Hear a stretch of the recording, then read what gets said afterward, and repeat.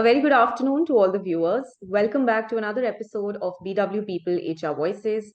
Today we have with us Ms. Jayamalini Ramaratnam, the Regional People Experience Director, South Asia, IDP Education. With over 23 years of experience, she's an alumnus of XLRI Jamshedpur. She's worked across diverse industries for organizations such as Ranbaxy Labs, Motorola, Novo Nordisk, AkzoNobel, and CBRE. Having led large teams, she's a Gallup certified coach, and her core professional expertise lies in the ability to design and implement sustainable people strategies. Firstly, welcome, Ms. Jaya. Thank you for joining us today. Thank you very much, Savi. Glad to be here. So, for all the viewers, today Ms. Jaya is going to shed light upon how to nurture a holistic employee well-being. So, Ms. Jaya, we know that a holistic approach to employee well-being is more than physical and mental health. It also includes aspects of emotional, social security, and financial aspects as well, right? So, how do you could you just give examples of specific programs or initiatives that can be implemented to address the various dimensions of employee well-being? Okay. Savi, like you rightly said, well-being is a very holistic concept, right? And it could mean slightly different things to different people, depending on the background they come from, what their priorities are, what their values could be, and, what they really value as well, right, for themselves. And if you look at it, needs for well-being stem from basic core needs that an individual may have, right? So when we look at an organizational perspective to employee well-being per se, there are a number of dimensions that organizations typically look at, right? Physical well-being is the obvious one, but growingly organizations are looking at other dimensions such as mental and emotional well-being, kind of breaking the taboo around mental well-being and the negative barriers that are associated with looking at social well-being, looking at organizational well-being, so that various initiatives which can help employees bring their best selves to work and stay that way during that the course of their journey with the company. So some of the initiatives that companies could take, and we do a lot of that as well at IDP. As a company, we're very, very focused on employee well-being and holistic employee well-being, like you said.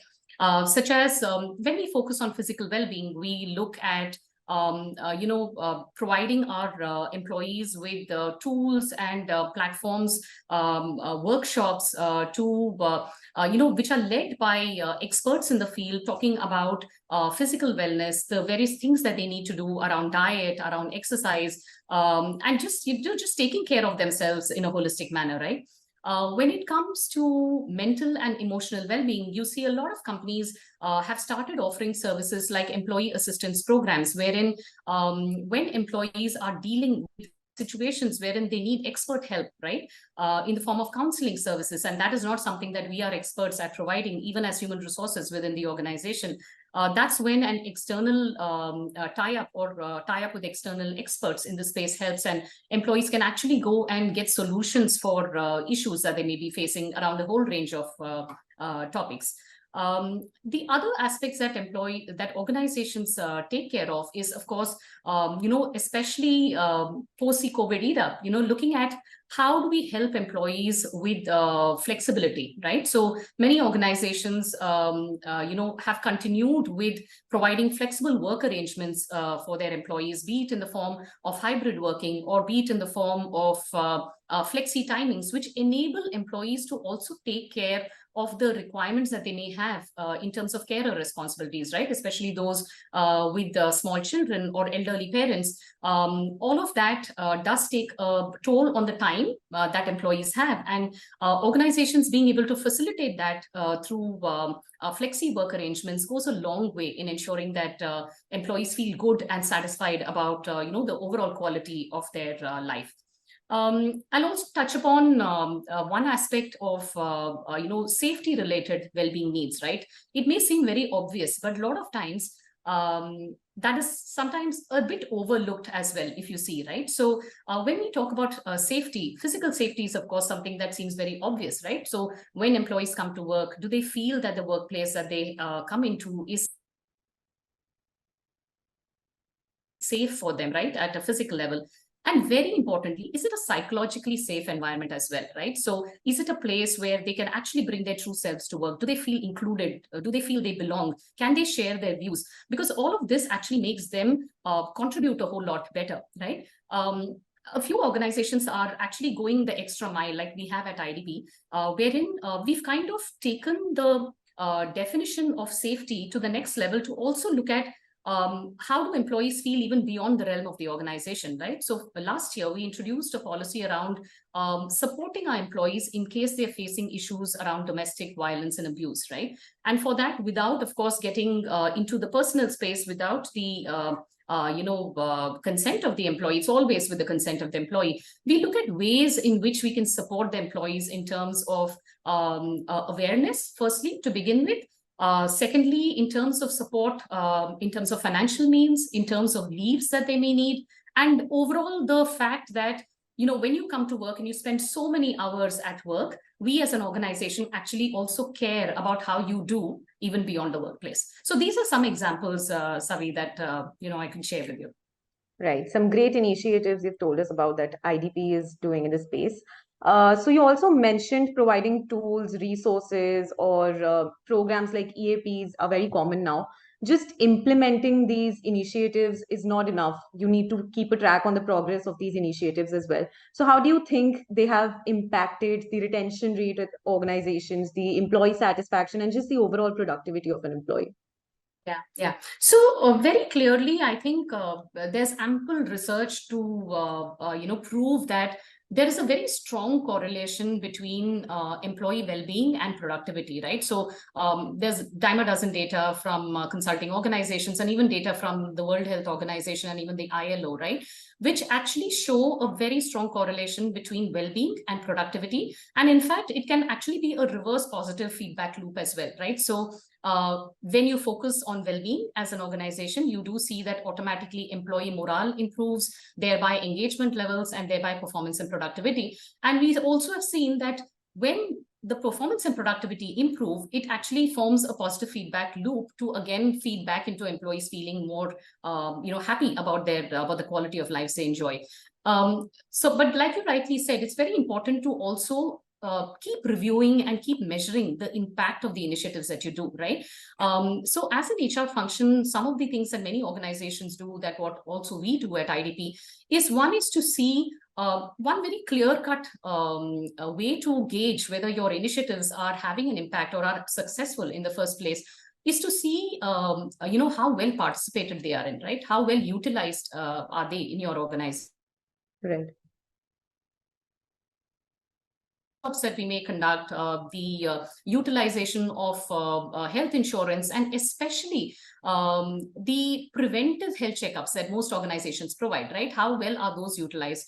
Also, the fact that what does your data, your employee data actually tell you, right? What do your absenteeism levels look like? What do your surveys tell you? So if you aren't doing dipstick surveys to kind of gauge how well your employees feel and are doing in the organization, another nice way of gauging that is to incorporate that into engagement surveys, which are pretty much common, right, in most organizations. Or even ensuring that they're part of surveys, like, say, for example, many organizations participate in the Great Places to Work survey, right? So there are questions around employee well-being as well that you could introduce into them as an optional question, right? So those are some ways in which you get a lot of data. Another way is to also ensure that you're connecting with employees, right? Be it from the line, in terms of the business managers and leaders connecting with the employees and gauging how employees are feeling, as well as doing that from a human resources perspective, right? And you get a lot of input when you actually engage with employees and speak to them and see how they're doing. Also, in terms of ways to see as to whether there is an impact. So one thing we need to be mindful of is that a lot of times initiatives and investment that you do as an organization into well-being related activities may not show immediate results, right? Or which you can say are purely driven through well-being, but you do see an impact over a period of time, right? And especially if you keep customizing it and ensuring that it is tailored to the audience that you're catering to.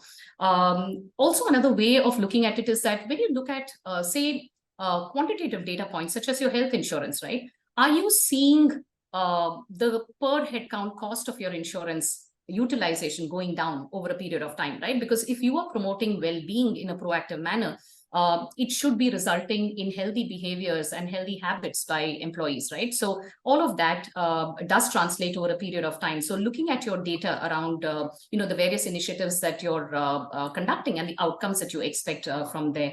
Also, another very a good indicator, I would say, to give you an idea whether your employees feel comfortable about the kind of work that they get to do, about the entire environment, is to look at their participation levels in various initiatives, right? Say, for example, when you have your meetings, do you see employees really speaking out? Do you see them coming up with ideas? So if you have teams which are very quiet and are hesitating to voice their concerns, it is an indicator that maybe your employees don't feel too safe to voice their opinions, right? So just the sense of energy that you get when you walk into an organization also tells you a lot about the well-being of that organization. Right. Thank you for sharing these metrics. They're very innovative. So earlier in the conversation, while you were giving an overview of what holistic well-being, employee well-being is, you also mentioned about career advancement, personal development as well. So what initiatives, or let's say what opportunities of skill development and career advancement can be provided to the employees? Sure. I think a lot can be done. And I think when you look at it from a well-being lens as well, and ensure that it is customized to the employee population that you're addressing, I think it becomes a lot more meaningful, right? Because I'm sure, Savi, you as an employee with BW, me as an employee myself at IDP Education, we all come to work to do, to office to do meaningful work, to be able to make an impact, and also to grow, right, in the process. And for growth to happen, you need to constantly adapt, evolve, right, and keep upskilling yourself. So when organizations do that well, you do see that contributing in a significant way to the well-being of employees, right? So some of the initiatives that organizations do undertake around the entire learning and development space, and there are many organizations which focus on building a learning culture, right, within the company. That could get translated in the form of, say, learning courses being available to the employees, be it in, this is more, the education kind of learning courses, right? So you have training programs that you conduct either internally within the organization or through external experts that you could partner with. It's important to ensure that, one, you're customizing it to the needs of the employee vis-a-vis the job that they need to perform, right? And also customizing it to what growth opportunities or what growth aspirations they have for themselves, right? And especially when you are looking at that for your talent, what you classify as high potentials or talent in the organization. So what we do at IDP, for example, and I'm sure many organizations do something similar, if not the very same thing, is that as part of our performance management process, we do have a way of having employees and their managers identify development goals as well, in addition to the performance goals for the year, right? And once those development goals are input into our performance management system, as a human resources team, we actually pull out that data and then look at what do our employees want, right? What are the needs actually emerging which are relevant for our employees? And then we accordingly curate programs for them through a hybrid methodology of having physical in-person programs. We have online programs for them, and that very, very neatly ties into their development as well, right? In a very relevant manner. The other ways of ensuring that employees can learn and grow within the organization is to provide them opportunities to network within the organization, right? And especially when you're part of a multinational organization, giving employees forums to interact with peers across geographies is a fantastic way of building skills, right? The other aspect which also goes a long way in helping employees is to provide them with coaching and mentoring opportunities, right? So a lot of times just interacting with somebody a little more senior in the organization who's been there, done that, shares his or her experience can go a long way in inspiring employees to kind of, take charge of their own development. And I think one very critical element of ensuring that employees are able or are given the skills and necessary tools for their own learning and growth is right at the time when they join the organization, right? So how do we equip our new joiners, through robust onboarding programs, and then both behavioral as well as functional, competency-based training and development is a great way to ensure that employees are ready for their job today. And then you add on to it the other upskilling programs to ensure that they get ready for the future as well. Right. But employee well-being, Ms. Jaya, it also comes with its own set of, setbacks or challenges. One such challenge could be employee burnout syndromes that we're seeing that it's a rising concern for organizations. So as an HR leader, you also must face such issues. So how can HR leaders proactively identify and mitigate burnout among the workforce? What are your views on this? Sure, sure. I think burnout is a very real challenge, right? And I think it's half the battle won when you acknowledge that that is something that could creep into your organization if you're not watchful about it. And so the first step, I think, not just HR leaders but managers themselves should be cognizant and watch out for is to watch out for signals of burnout, right?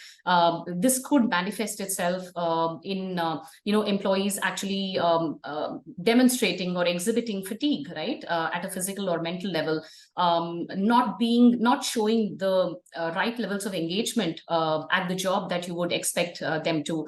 When you start hearing murmurs in the organization, and if you start hearing murmurs in the organization about people not talking very well about their jobs or their teams, that's something that should raise an alarm bell, right, in your mind. So it's very important to look for signals in the organization, and one way of doing that is to ensure that you're constantly in connect with your people, right, and have a multi-layered way of ensuring that you're getting information coming back to you as human resources, to you as a leadership team, to give you an indication of what's happening on the ground, right?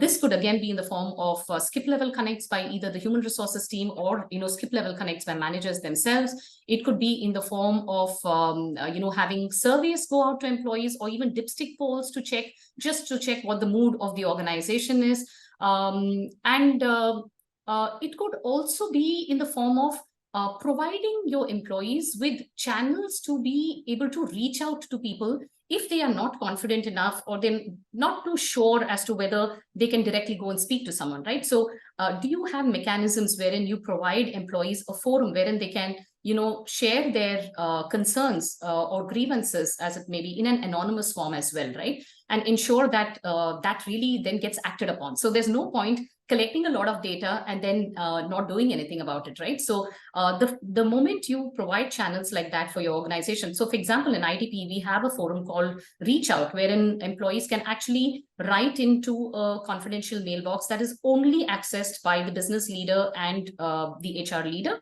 and it then gets immediately addressed, right? And of course, looking into the merits of any complaint that come in, so that it's a very balanced view that's taken.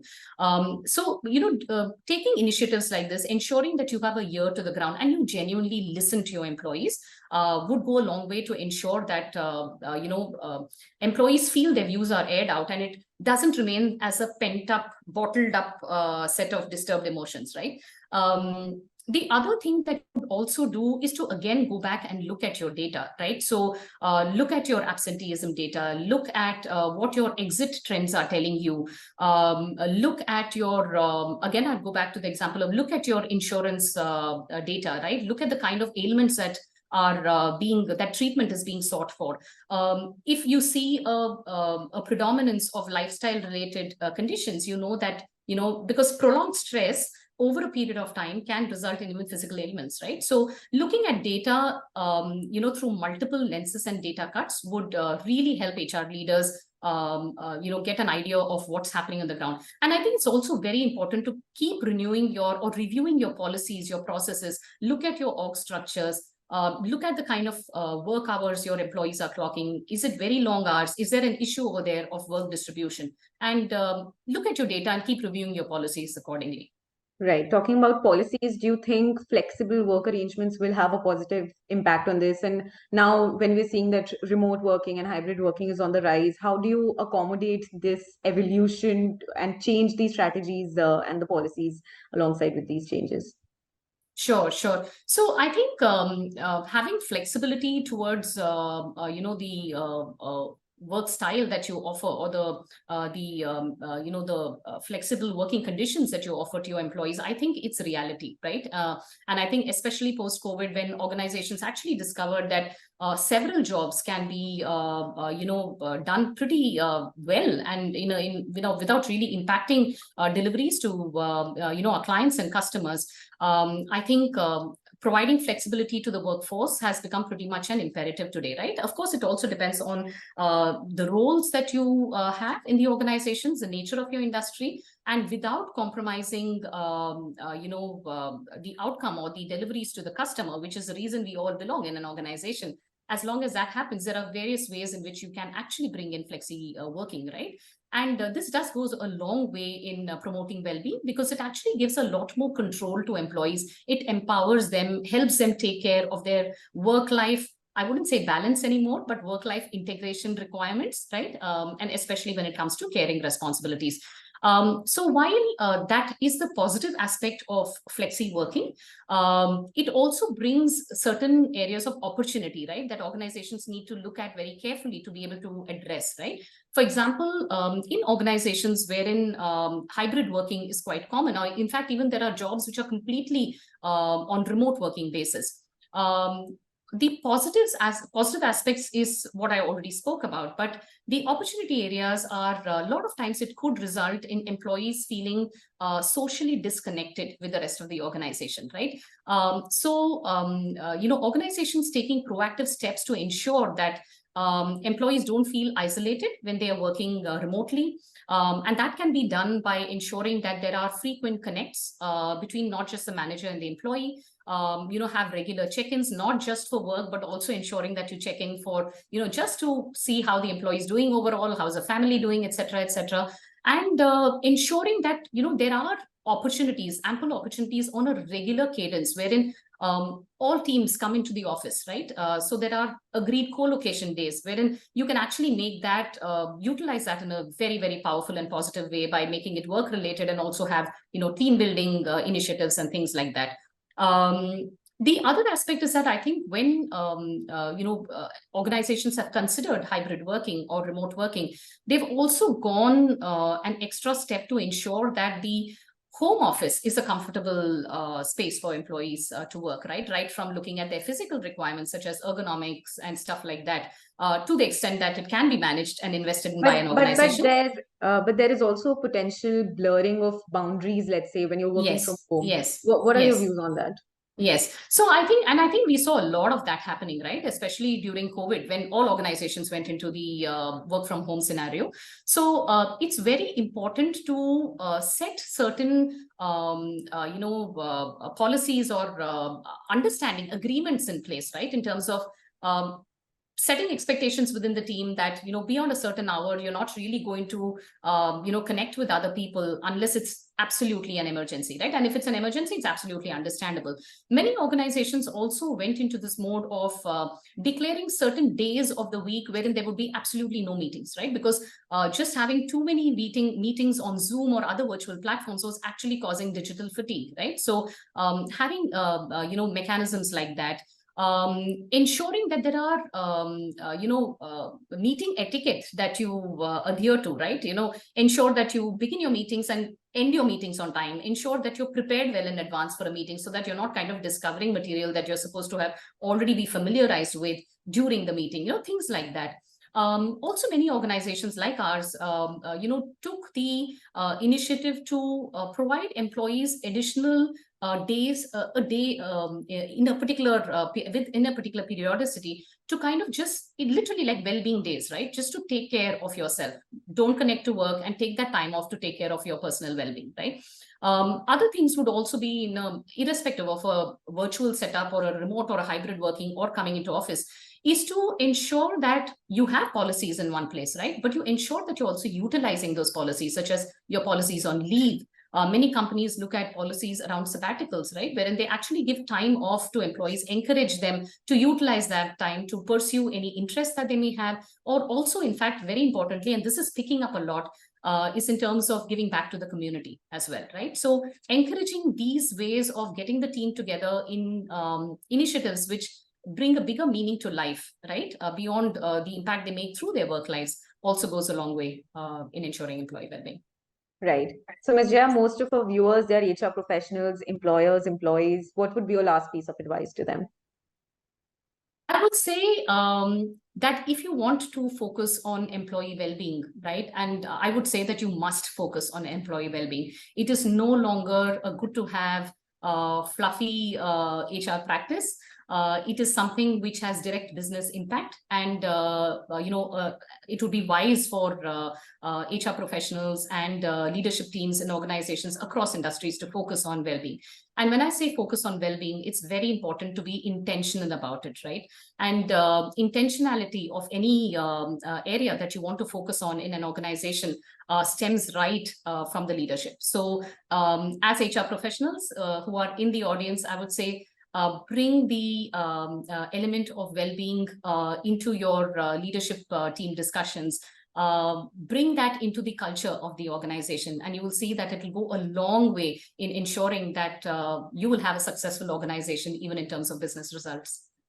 Right. Thank you so much, Ms. Jaya. Thank you for joining us. We had a great, very insightful session. Thank you once again. My pleasure, Savi. Thank you for having me over once again. Thank you.